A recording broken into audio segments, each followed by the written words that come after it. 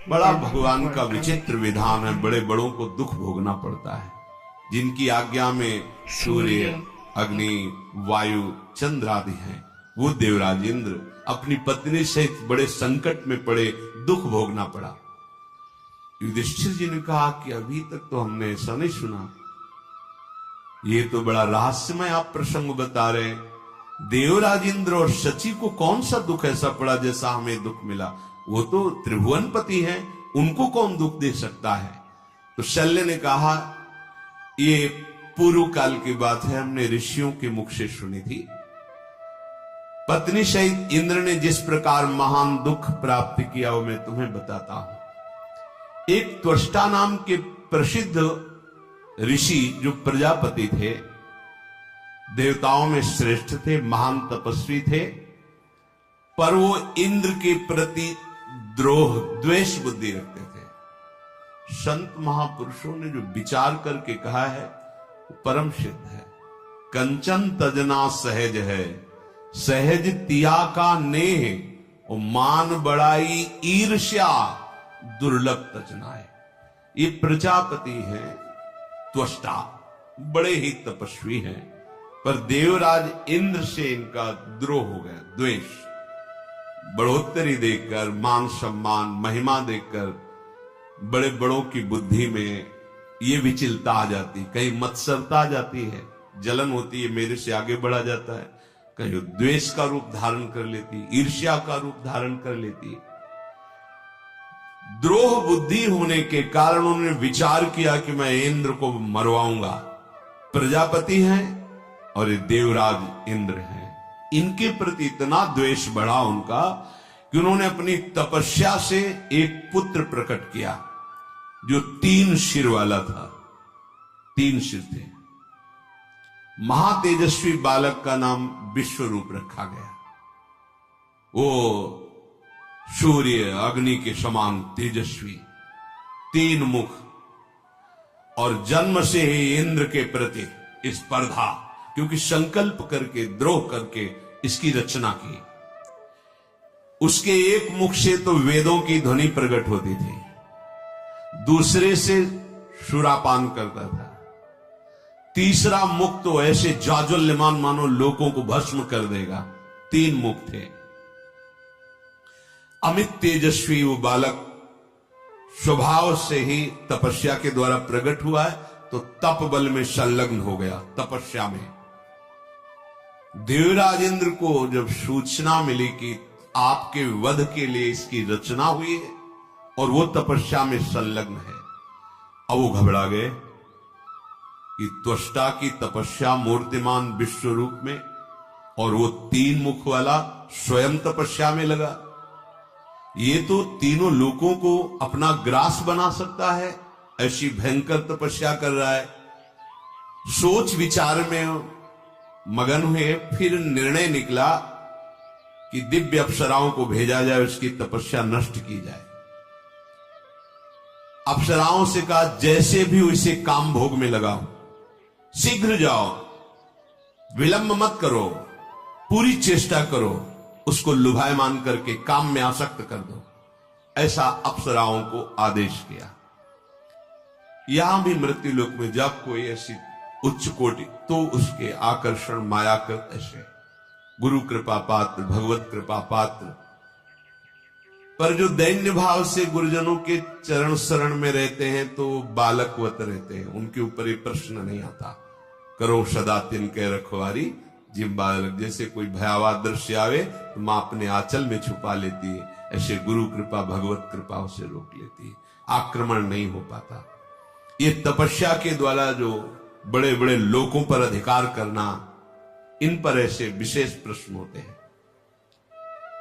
उन सुंदरियों ने बहुत दिव्य, वैसी देवी हैं, अप्सरा हैं, श्रृंगार, वेशभूषा, हाव भाव, पहुंच गए, प्रणाम करके दासत्व भाव प्रकट करते हुए उनकी सेवा करने लगे।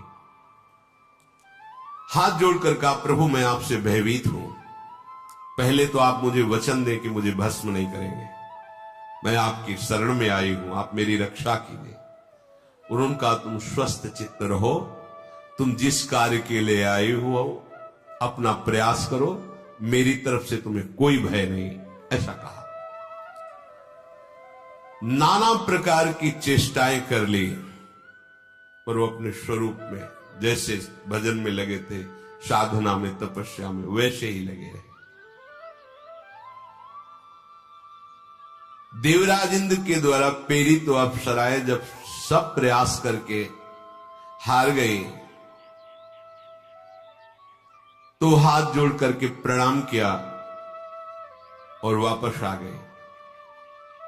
देवराज इंद्र से कहा कि प्रभु, वो ऐसे दुर्धर्ष जितेंद्रीय तपस्वी हैं कि हमारी सारी चेष्टाएं निष्फल हुई। वो धैर्य से विचलित नहीं किए जा सकते, कोई भी रूप सौंदर्य उनको प्रभावित नहीं कर सकता। हम असमर्थ हैं, आप दूसरा उपाय कीजिए। बहुत बड़ी बात है। दिव्य देव लोक की अप्सरा निष्फल हो गई और उन्होंने प्रसन्नता पूर्वक कहा, तुम स्वस्थ चित्त रहो, तुम्हें कोई भय नहीं मेरे द्वारा, तुम जो करने आए हो अपना प्रभाव दिखा लो। परम बुद्धिमान इंद्र ने जब ये देखा कि अप्सराओं का कोई प्रभाव नहीं, तो वो विचार करने लगे कि अब तो मुझे वध ही करना पड़ेगा, दूसरा कोई उपाय नहीं है।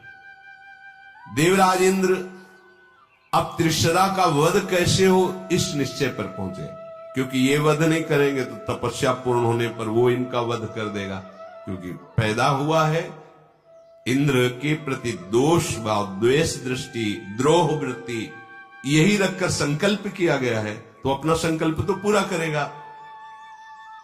अब मुझे ज्यादा समय नहीं लगाना चाहिए, आज ही इसका वध कर देना चाहिए, जिससे तत्काल नष्ट हो जाए, ऐसा उपाय करना चाहिए।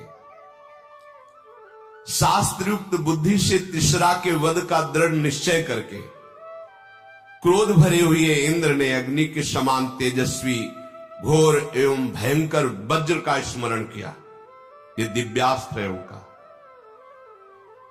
वज्र को हाथ में लेकर त्रिशरा के ऊपर प्रहार कर दिया। त्रिशरा मूर्छित होकर गिर पड़े, जैसे कोई शिखर पर वज्र का प्रहार हुआ हो तो टूट के गिर पड़ा हो। देवराज इंद्र को फिर भी शांति नहीं हुई, क्योंकि वैसे ही तेजस्वी मुख, उनको लगा वज्र चलाने के बाद भी कि हमें लगता है कि इनका तेज तो वैसे ही प्रकाशित हो रहा है, ये तो अब भी अद्भुत तेजों में प्रतीत हो रहा है। बहुत भयभीत हो गए। तो जंगल में देखा एक लकड़हारा लकड़ी काट रहा था, बुलाया और कहा कि इनकी तीनों सर कुल्हाड़ से अलग करो, ये हमारा आदेश है।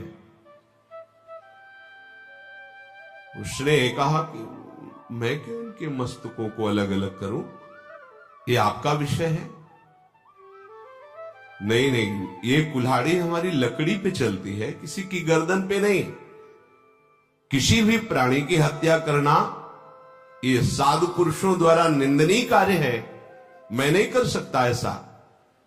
इंद्र ने कहा, तू भय मत कर, मेरी आज्ञा पालन कर, मैं त्रिभुवनपति इंद्र हूं, मेरे प्रसाद से तुझे कोई अपराध नहीं लगेगा। इस प्रकार भयंकर कर्म का आदेश क्यों कर रहे हैं? मैं जो कुछ कह रहा हूं बिना पूछे बिना विचार की आज्ञा का पालन कर, मैं त्रिभुवनपति हूं। तो आपको ऐसे क्रूर कर्म करने की आज्ञा देने में लज्जा नहीं आती? अरे इस ऋषि कुमार की हत्या करने से जानते हो ब्रह्म हत्या प्रकट हो जाएगी और वो आपको भी भस्म करने की ताकत रखती है। इंद्र ने कहा, ये मेरे मारने के लिए प्रकट हुआ था, इसलिए शत्रु को मार देना ये उचित है, इसलिए मैंने इसे वज्र प्रहार किया है। जो भी होगा मैं देख लूंगा, तू पहले इसके गले का 3। जब वो तैयार नहीं हुआ तो हाथ जोड़ के कहा, मेरा अनुग्रह तुम्हारे ऊपर रहेगा, मेरी प्रार्थना मान, काट। राजन, ये बात सुनकर उस लकड़हारा ने महेंद्र इंद्र की आज्ञा पालन करते हुए उनके गले को कुल्हाड़ से काटा। जे ही काटा तो जो वेद पाठ करने वाला मुख था, कपिंजल नाम का पक्षी बनकर के उड़ गया, जो संपूर्ण दिशाओं में वेद ध्वनि करके, और जिसके द्वारा वो संपूर्ण दिशाओं को भययुक्त करके देखते थे, 3 मुख थे, उससे बाज पक्षी बन करके उड़ गया।